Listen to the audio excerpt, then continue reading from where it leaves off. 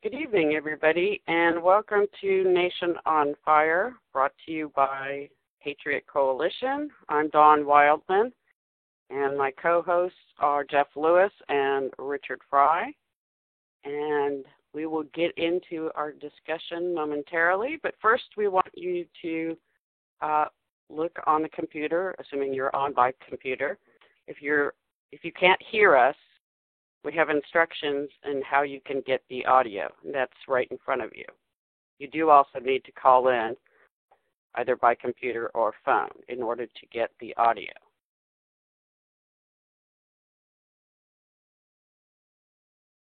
Last week, we talked about Arizona and the contract on America. You can find that recording in our archives on the website at the location that you see in front of you, patriotcoalition.org/radio-shows. You can actually find all of our archives there as well. So tonight's show is going to be about the executive amnesty that the president just announced, treason to the Constitution. Tonight we're going to examine President Obama's refusal to secure our borders and ports of entry, and Congress's refusal to hold him accountable to his oath, or frankly their own. So we're really glad you joined us, and this should be a wonderful show.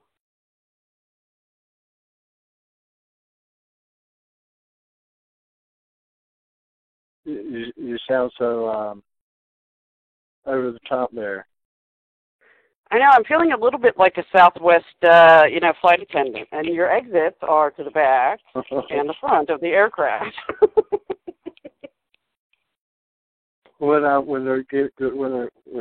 Richard and I went to Arizona, and they're going through that on the plane, and when the oxygen mask drops down, put yours on first, and then help others. I'm thinking, yeah. What's in there? Anesthesia?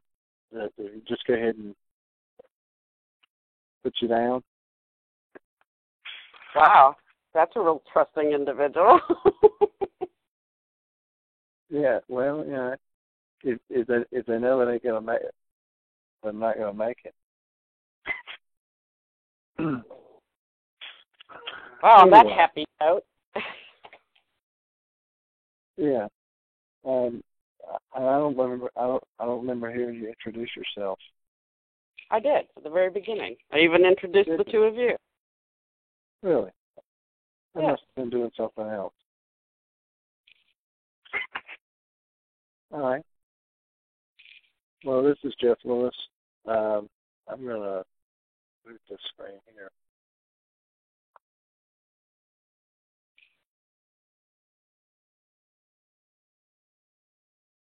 There's been several alleged comprehensive immigration reform bills over the past few years. Could you, just before you get started, Jeff, can I just say to everybody, there is a chat window on the top of your screen. Jeff will move his cursor up to where the chat is so you can find the chat if you want to ask a question, or since you aren't going to. Well, yeah, I guess I can. Well, I don't know where my control panel is not visible on the webinar.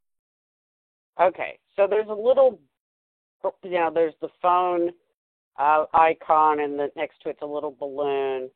Click on that. It opens up the chat room for you. You can chat between people or everybody, and gives you the ability to communicate while we're droning on, or to ask questions or whatever. So I'm sorry, go ahead. So there's been many something or others.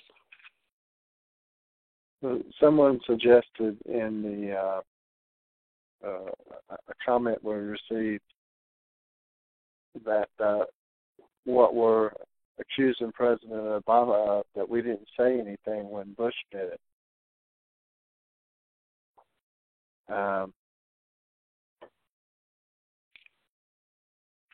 or Reagan. Or yeah, that's right, Bush or Reagan. And I made reference to, and you can go read it on our Facebook page, Patriot Coalition, the advertisement for tonight's show. I explained to the guy, oh yes, we did. We didn't cut Reagan or Bush any slack on how they moved the ball further and further into an executive seizing of power, or concentrating of power that's not supposed to be there. And by the time you get to President Obama, he's saying, I've got it here in one of these,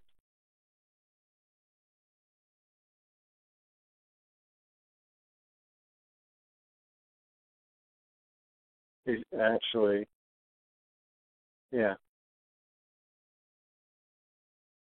every U.S. president since President Eisenhower has used his executive authority to address immigration issues. Well, 3 wrongs make a right. I would say that every president since since George Washington used their executive authority to address immigration issues in pursuance of faithfully executing the laws. But what he's doing with this executive amnesties is executive fiat. It's not a law because only Congress has the authority to make all laws.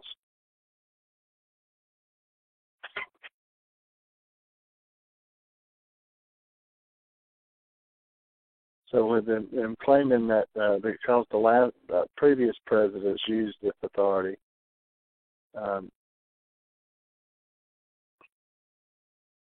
you can find this one and others on whitehouse.gov. Now, there's in the immigration and border security arena, we've got the Patriot Coalition and Fire Coalition 10 years worth of dealing directly with that. And if there's one thing that both sides will agree on, is that the violent criminal aliens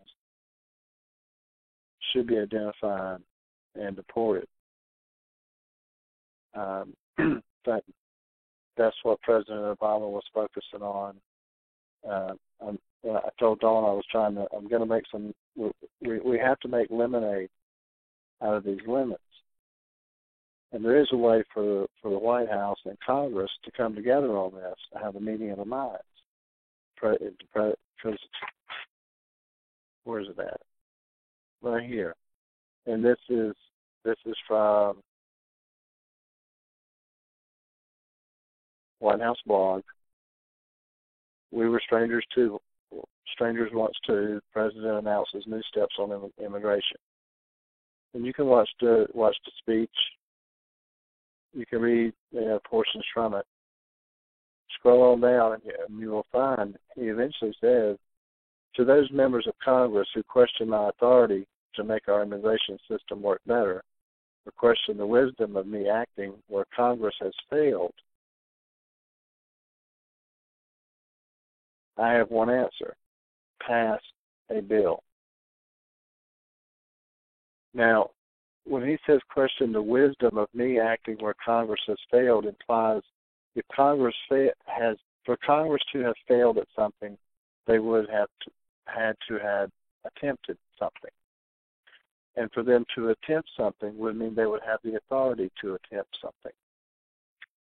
And if that attempt was to pass a comprehensive immigration reform bill and it did not pass, then what you have are the existing laws that are on the books.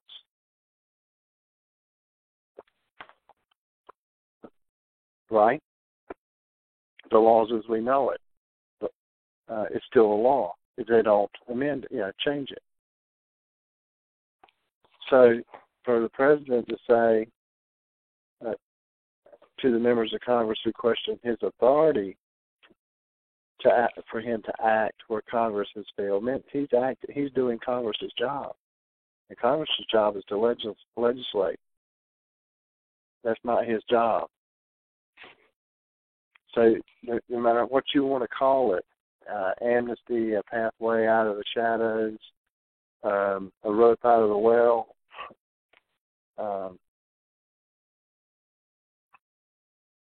call it what you will. This is doing what Chief Justice John Marshall said in Cohen's v. Virginia in 1821 was treason to the Constitution. And which is why I had this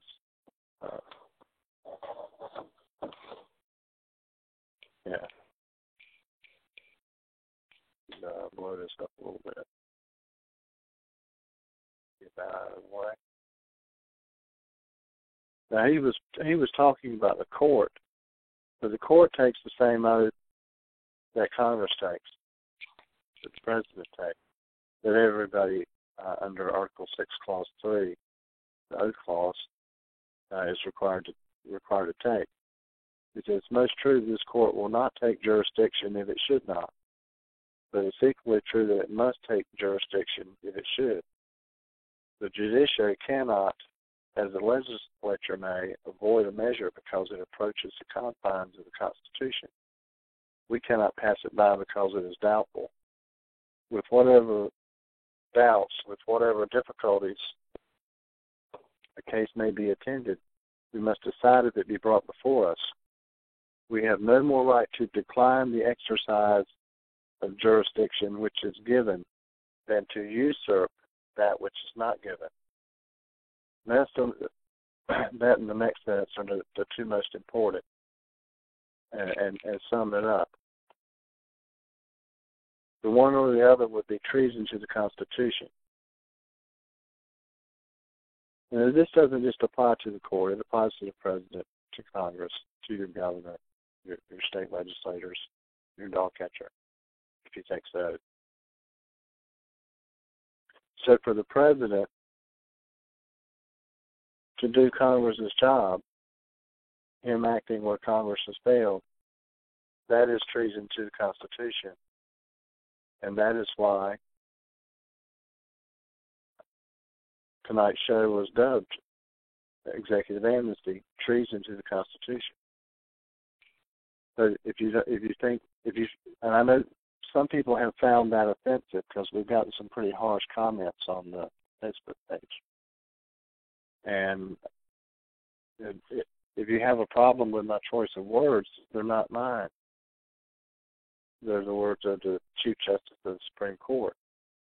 Said it a long time ago. This is nothing new. That the president cannot legislate by fiat.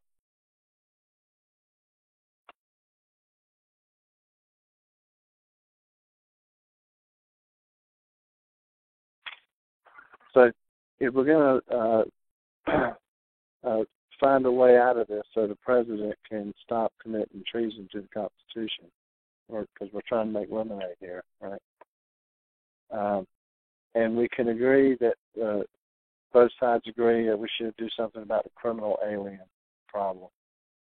And criminal aliens aren't just the ones that are taking life and limb, that are hurting people or killing people. You've also got international terrorists, and all of those are jihadists.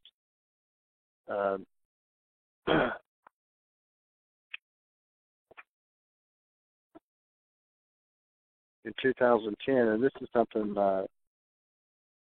when we can't go deep into this because it's 17 after, and we've got several more places to get to on this. Jenny, can we hear you?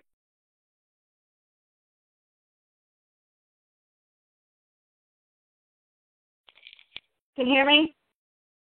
Yes, I can. Okay. This is, y'all haven't met her. Have you been watching our Nation on Fire webinars. This is Miss Virginia Faircloth. We call her Jenny. She's the project director for Operation Body Count, and she's been with Fire Coalition 6-7 years. Mhm. And if you haven't read or heard of the Shaw Air Force Incident Report, and you want to download it, because we're not going to be able to go through it all. Here's the address where you can download this PDF of this report that we're going to briefly explain to you that you want to read.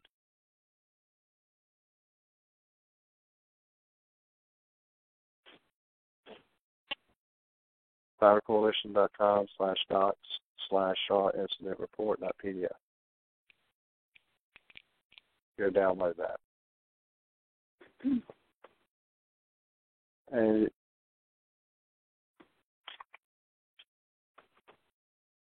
this was 2010. We're going all the way to the end of this. The end of the report was. There's several references and other references.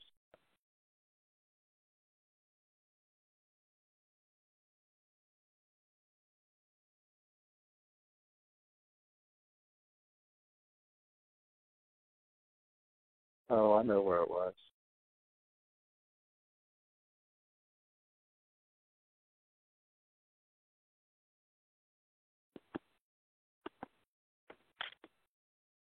This was in early 2010. I know. I just want to show the date. Jenny, you want to give a little background on it? And the reason the Shaw Air Force Base Incident Report is relevant to what the President is attempting to do or saying that we need to do will become apparent. Jenny, you want to give them a brief overview of what happened? Long story short, there was a contract that was apparently had between the Department of Navy, isn't that correct, Jeff?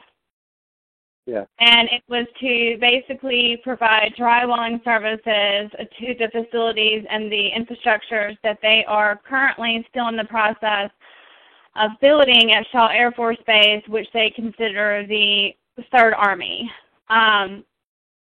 The concern was that 25 illegal aliens attempted to enter the base on this particular day, and they were held at the gates due to not having valid identification, and some actually had fraudulent identification. So of the 25, only 2 were detained and actually taken into custody. The others were actually given what they call what everybody kind of mocks as pink slips, to essentially show up in Atlanta for a deportation hearing. So that's really the problem in a nutshell. The investigation that we did, as far as Jeff, myself, and then Richard helped out some. Who else helped out on that, Jeff? Because others that helped out on that. The names are being withheld to protect the guilty. Do I? I said the names are being withheld to protect the guilty. Oh, okay. Well anyway, in the investigation, it took us a long time to talk to different entities, all the way from the DMAC, all the way to the Navy, to the Army, to the Sumter County and Sumter Police Department. We did find out from Shaw Air Force Base, which we thought was really strange, that they relinquished these individuals into the custody of Sumter Police Department, who doesn't even have any type of immigration checks and balances as far as detaining or even notifying ICE entities. Well, I want to get to in a nutshell, because I want you to explain this map here in a second. And this is the map. yeah, but essentially, they were moving the Army Command Center to Shaw Air Force Base, where the Air Force Command Center is. They handle Afghanistan and Iraq and the Middle Eastern theater. And the contractor in question himself had been previously deported, or there were deportation papers on it, Jenny? The subcontractor, Cadell Construction, was the main contracting entity, and they deferred the issue because it was the subcontractor who was actually the name's in the report. Right. But this is the command center itself for two theaters of war, and the Shaw Air Force Base police intercepted 25 illegal aliens with this drywall company trying to get onto the base. And from a security standpoint, you're talking about the command center that oversees 2 war zones. So you have a lot of sensitive equipment in there, not just the personnel. And all the wiring for all this sensitive equipment is in the walls before you put the drywall up. It's the last thing that goes up. So you don't necessarily want just anybody in there that might be taking pictures of the wiring location inside these walls before the drywall. They put the drywall over it, and then share that with one of America's enemies. So you do need to be careful who you let even build or work on certain facilities. And there were provisions that required contractors who were doing work for the government to use the E-Verify program. And it was required by law that the E-Verify provision be included in the contract. The Department of Division of Contract Management Division, what is it, DCMA, Defense Contract Management. DMAC, right? DMAC? No, DCMA, Defense Contract Management Agency. It was their job to oversee the contract and assign contracts.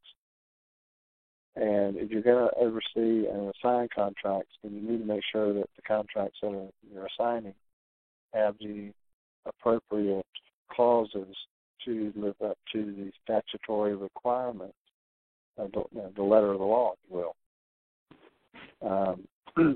Cadell, the parent contractor, it was, because we got our hands on the contract, it was in his contract. Was it specific that it had to be in that? Whose responsibility was it to see that the subcontractor had it? Was a question we couldn't get an answer to. At least not a non-slippery answer. No matter who you asked, was it the parent contractors? Was it the Navy who had been assigned to oversee this project by DCMA? Or was it DCMA's responsibility? Well, according to DCMA's website, it was their responsibility, but the ball had been dropped because the contract had been granted. And this wasn't the first trip there. This wasn't the first day on the job for this drywall contractor at this Air Force base,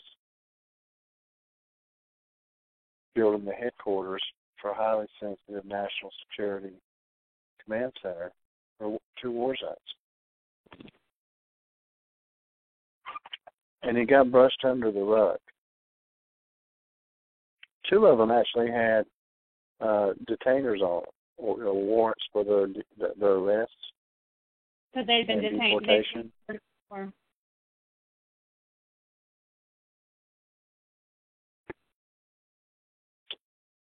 But a detention order, requires an arrest. You got to get hold of them. So if you look at what the local government officials said about it, or the local police department said about it, or even the local press, or the government, they all have a vested interest in sweeping this under the rug.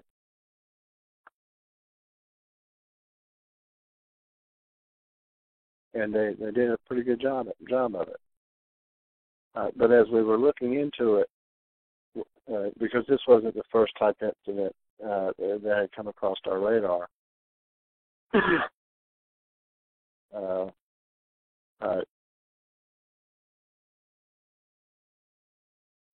what was the time frame on this, Jenny? This map?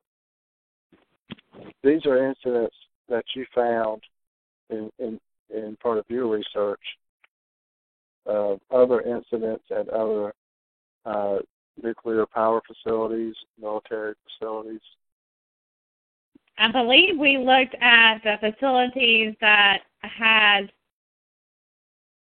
there were issues of their awareness made within the same year, 2010.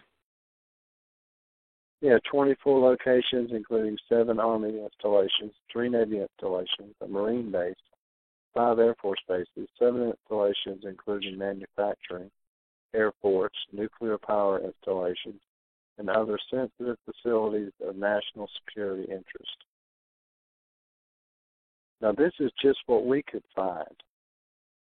500 of what had been reported, 577 illegal aliens arrested, and an additional at least 150 more prevented from. Now, these 25 at Shaw were in the prevented from category, at least on the day that they got snagged. Don't know.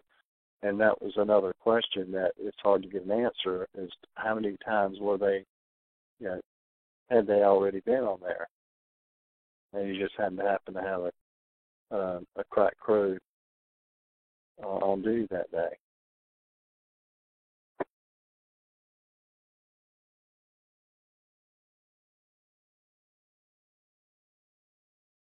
What was the time frame on this, Jenny? What was the what? You remember the time frame? Is that for the map? 3 years? Yeah, 5 years, from 2005 to 2010. I believe it was. Mm-hmm. Yes, right here.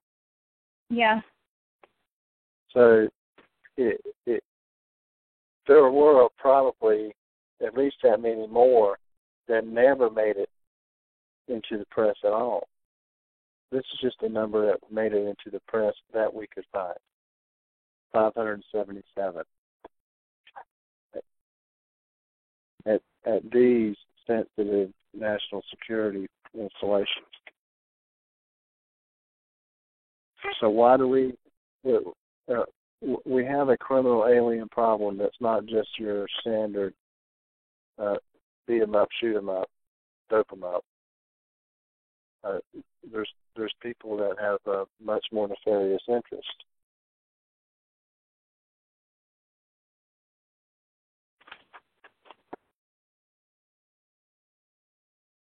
So is there a problem that we can agree on that we need to address as national security?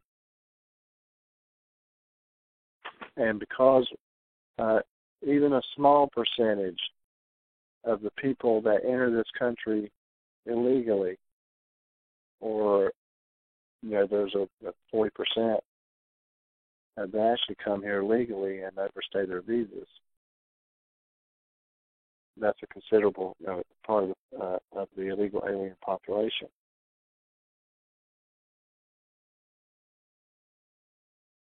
But there is a small percentage, and if it's 5 to 10%,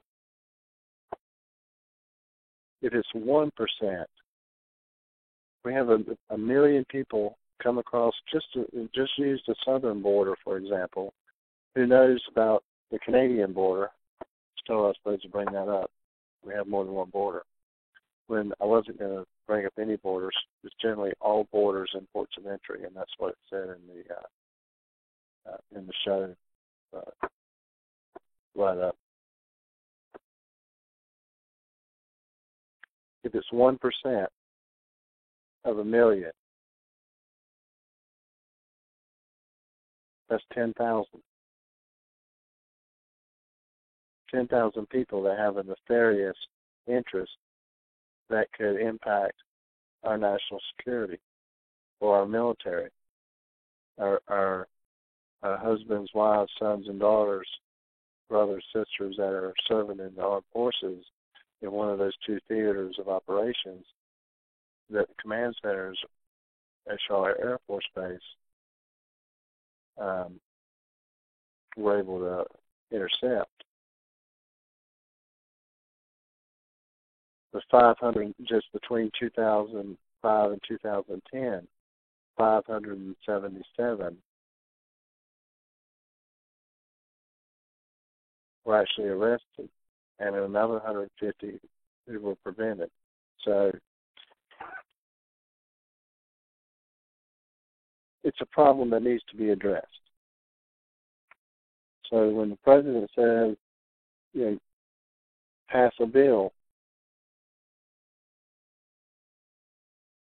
if you haven't read his memorandums, I'm not going to get into them. Go to whitehouse.gov, to briefing room, presidential actions, which I will do real quick. You'll see executive orders, presidential memoranda, and proclamations. The two that we're interested in were from November 21st, and they're actually memorandums. But if you get into those, what you'll see is, as Richard, you said, it's a distinction without a difference, whether it's an executive order or it's a memorandum. Call it what you will when you say, I hereby direct in this one. And this is the modernizing and streamlining the U.S. government visa system.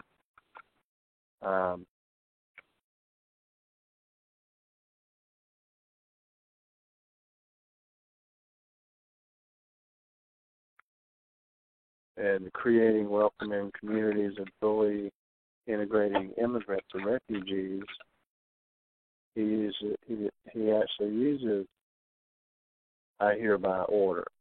And he is the chief executive, and he's ordering that a task force be created. I would imagine that this is how it generally goes. If the president says, I'm going to write an executive order, and he does that, or he says, I want to put it out as a memorandum, and in the memorandum he uses language such as I hereby order, or I hereby direct, or he says, a morning press conference, I think I'm going to have my administration do A, B, and C. Or he says it would be nice to have X. If it's coming from the President of the United States, no matter which one of those categories you hear it come from, the general response is get it done. And generally should be get it done. If it's within the scope of his authority. So you should read those two memorandums.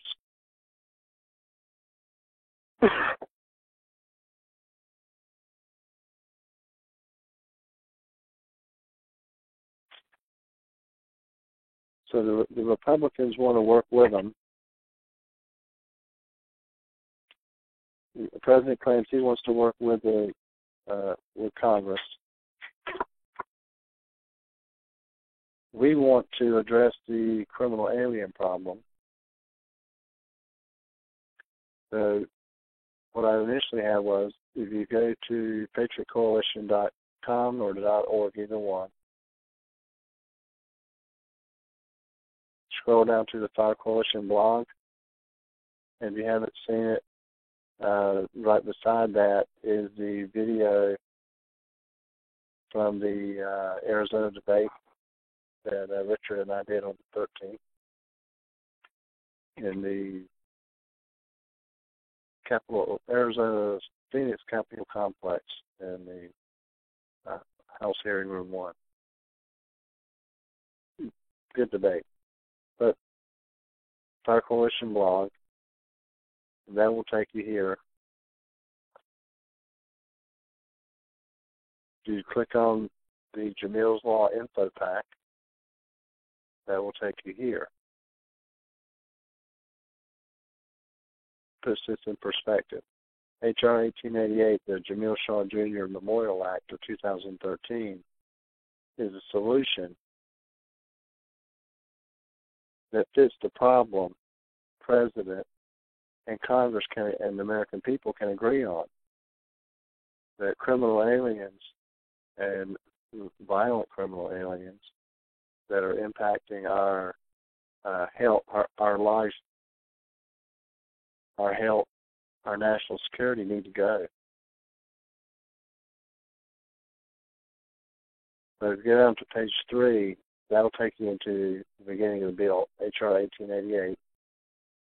So I'll make this a little bit bigger now that I'm there. Actually, I can come over here.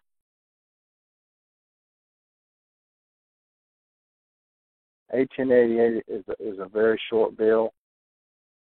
We've done some shows on this before, back on Blog Talk Radio. But,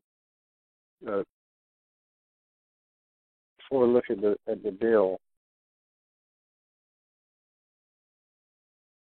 if you're not familiar with the Shaw family, you need to go to the Fire Coalition blog. You need to go to Jamil's Law website. Watch these videos of the hearings, the testimony, interviews with Jamil Shaw Sr. and various members of Congress, and a hearing, television, in congressional offices.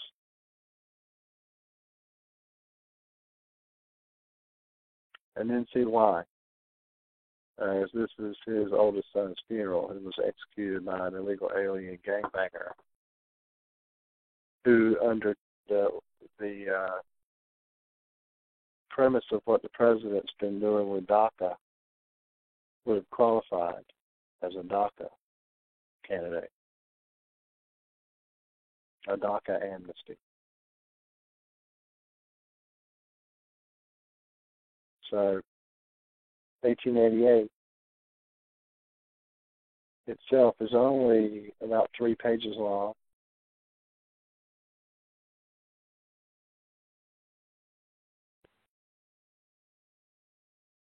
In short, state and local law enforcement are currently required on a monthly basis to provide certain data to the FBI.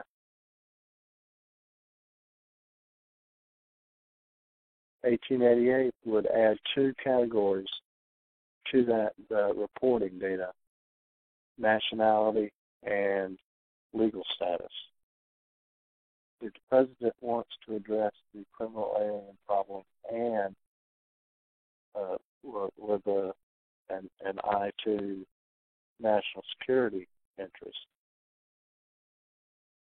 then 1880 would help with that, in that you would, for the first time, have reporting of what countries the vast majority of your criminal alien population are coming from, and what percentage of them are here illegally. So it's nationality and legal status. So it's not creating a new program or a new department, but it is requiring state and local law enforcement and to engage with Immigration Customs Enforcement to identify suspected foreign nationals that are here, the legality.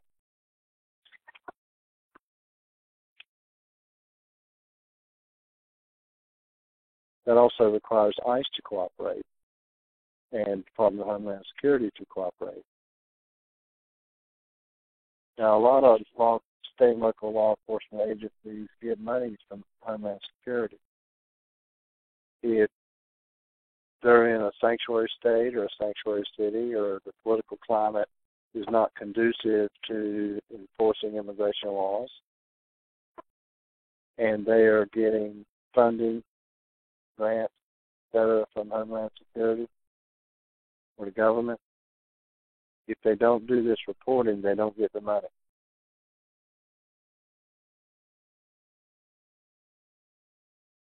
That simple.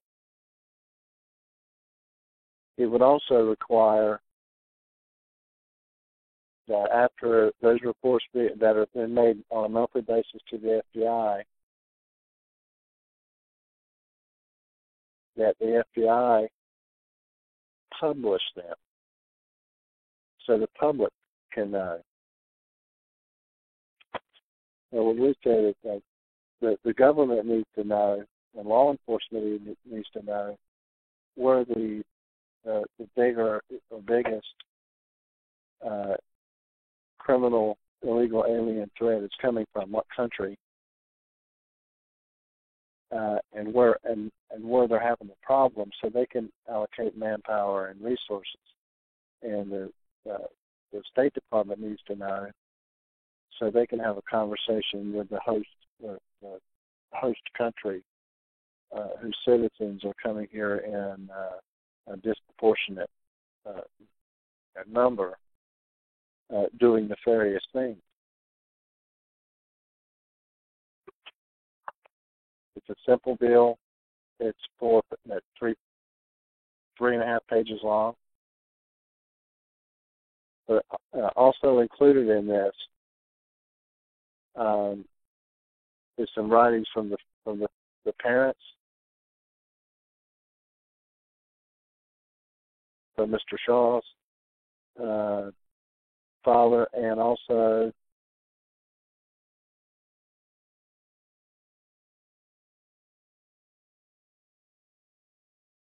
this girl's dad, Ray Tranchant.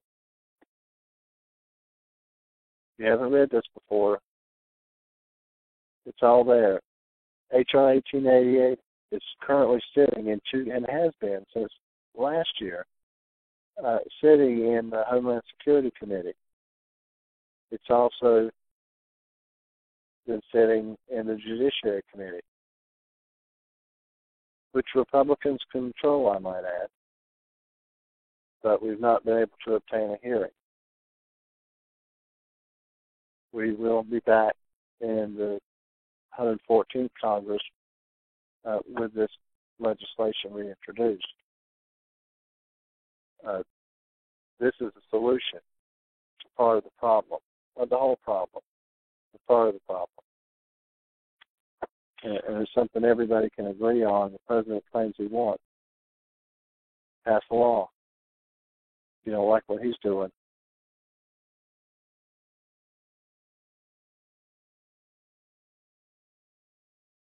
Richard, Don, you let me do a lot of yakking. We haven't even got to why is it that it's not only treason to the Constitution in respect to his duties under his oath, but it's also a crime. This law doesn't exempt, it doesn't say anybody except the president. It doesn't have an exception clause, but it doesn't apply to everybody. Because it starts out with any person. There's about 5 sections to this. knowing that a person is an alien, brings to or attempts to bring to the United States in any manner whatsoever. So transporting, other than a designated port of entry or place other than is designated by the Commissioner. And this is regardless of whether such alien has received prior official authorization to come to or reside, enter or reside. And that's important that it's not and, come to, enter, and reside. It's any one of these three. But if you to knowingly aid and abet that, it's a crime. If you transport them, it's a crime. If you harbor them, conceal them, shield them from detection, or attempt to conceal, harbor, or shield from detection, including any building or any means of transportation.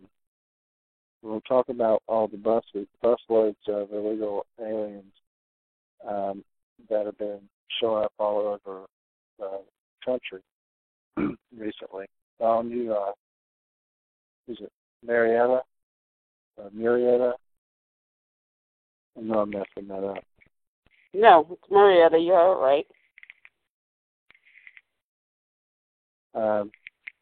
Encourages or induces an alien to come to, enter, or reside.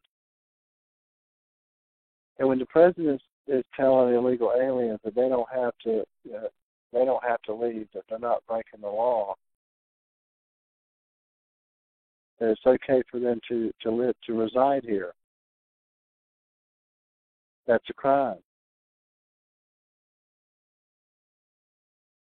He didn't just encourage or induce it. He said it was okay.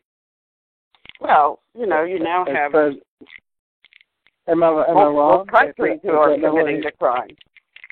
Am I getting this? Am I being overly strident?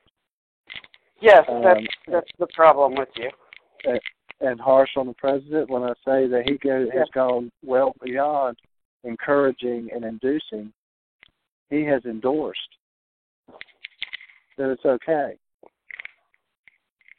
to reside. That's it, or reside. The biggest. It's a crime. So one of the biggest problems I see happening now, especially on our Facebook page, is, first of all, we are talking about the rule of law, which evidently the president woke up last night and discovered there was one in this country when talking about Ferguson. Evidently, it is sort of an arbitrary line of where the rule of law actually begins and ends with him. But there is this assumption, I think, by everybody that I assume, since they're calling us racist, that this is somehow directed at one group of people or country versus another. And let me get this out. The statute we were just looking at and the criminal penalties that follow, because what we showed you with those first few sections is what the crime is. What follows that are the penalties, and the penalties can be as severe as the death penalty.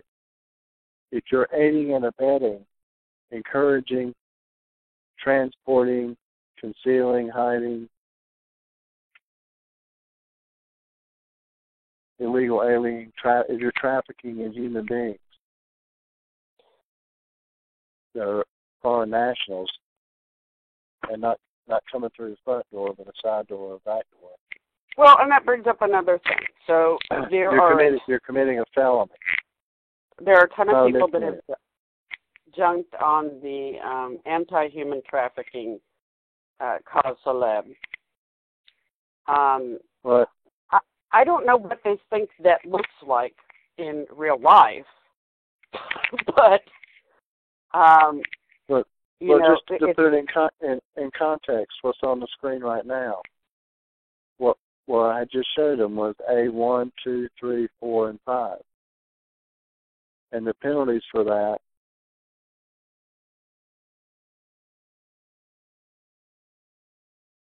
up to 20 years.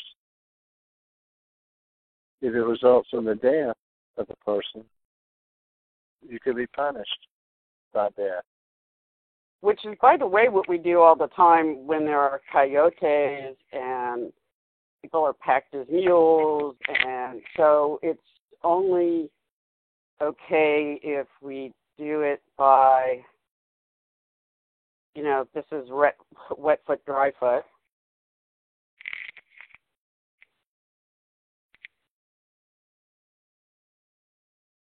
It's really, I don't know about everybody else, but I am so tired of hearing that the justification for continuing to break the law or continuing to usurp the Constitution is it because the last guy did it?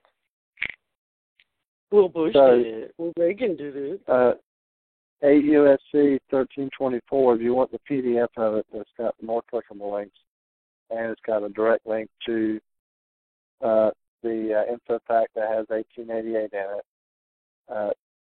Go here, download the 8 U.S.C. 1324.pdf. Type that in your browser. Well, and so one of the things, too, Jeff, we talked about is that we wanted to make sure we this wasn't all just, yes, you guys know how bad this is. Yes, you guys know this is criminal. Yes, you know this person, the president's usurping the Constitution yet again. But frankly, from my perspective, this is a beautiful time, the perfect storm for getting H.R. 1888 noticed, recognized, hearing, and passed, because frankly, the president called this out. You know, felons over families. Well, you don't even know who the felons are or where they are, so let's make that job easier for you.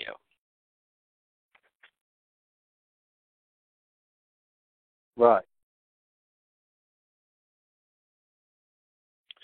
So we've got a problem. We got talking to Dawn or Jenny one about this before the show.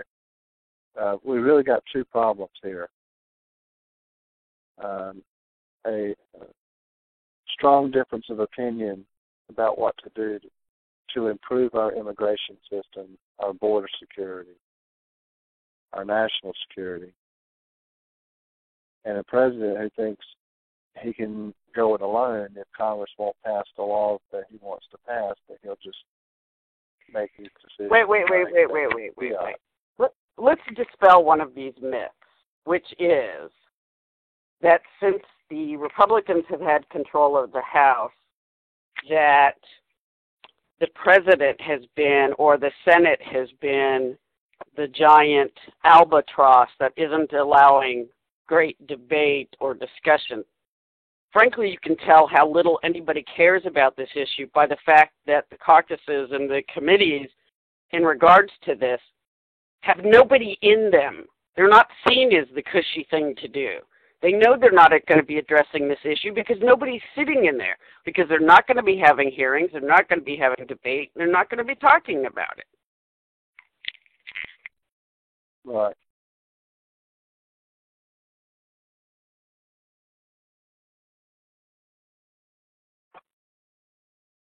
So 1888. I was just going to say, we get to see in January that the Republicans put their money where their mouth is and actually do something.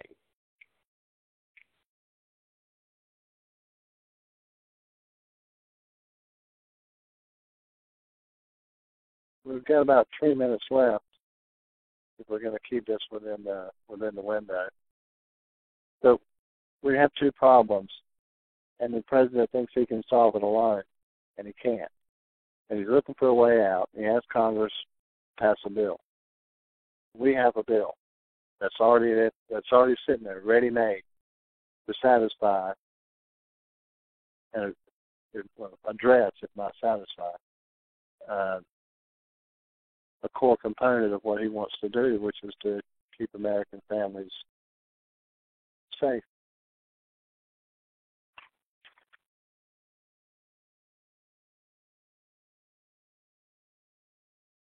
Yeah, we need to make him put his money where his mouth is now. And the Republicans as well. The bill's there. Yep. If you go to down to the bottom of the bill, or the info pack, Jamil's Law info pack PDF, we have links to the websites and the phone numbers to the offices for every member of the House Judiciary and the Homeland Security Committees. Which may actually change in January. Well, some things may change, but they're there now. Yeah. And if one of these folks happens to be one of your folks, we'd appreciate it if you would inquire within as to why they're not co-sponsoring H.R. 1888 and pushing for a hearing.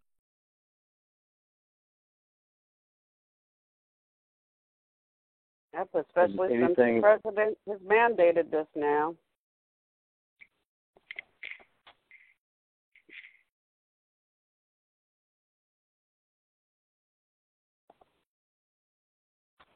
Did we decide to tell them what we were going to talk about next week? Sure.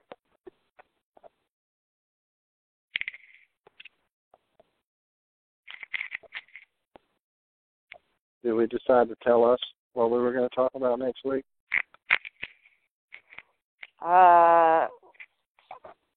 Yes. We were going to talk about the midterm changes. Will this help us or hurt us? And we were going to talk about Ferguson because at the time we didn't know when Ferguson was actually going to happen. Yeah. Hopefully by next week it's a non-story in the sense of all the chaos anyway. What has been very transparent about the militarization of police, which is nearly as bad as the carpetbaggers that come in now.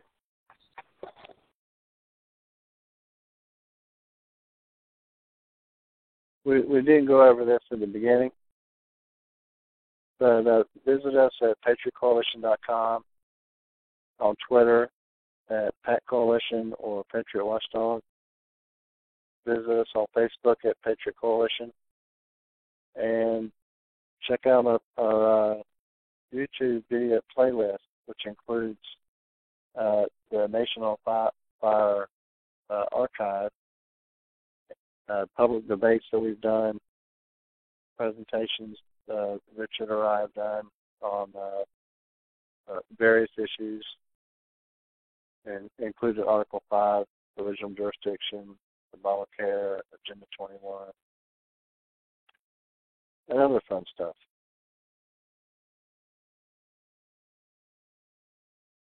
Well, and we're going to be putting our heads together too, and really putting a really great campaign together for the new Congress that comes in. My father always said that you need to learn the rules, learn them well, so you can learn to operate around them. And that's where we are. Somebody asked about the patriotcoalition.org links.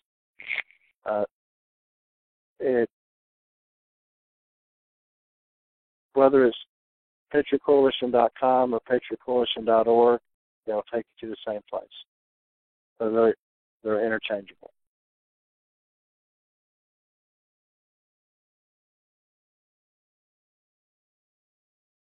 If you want to send myself, Richard, Dee, or Dawn an email, there they are, our first names at patriotcoalition.com. And contrary to the belief of those on the Facebook page, we are not funded by Coke, so you're actually going to get a hold of us and not our massive assistance that we have in our huge staff. Yes. So we'll see you next week. Thanks, everybody. Have a wonderful Thanksgiving.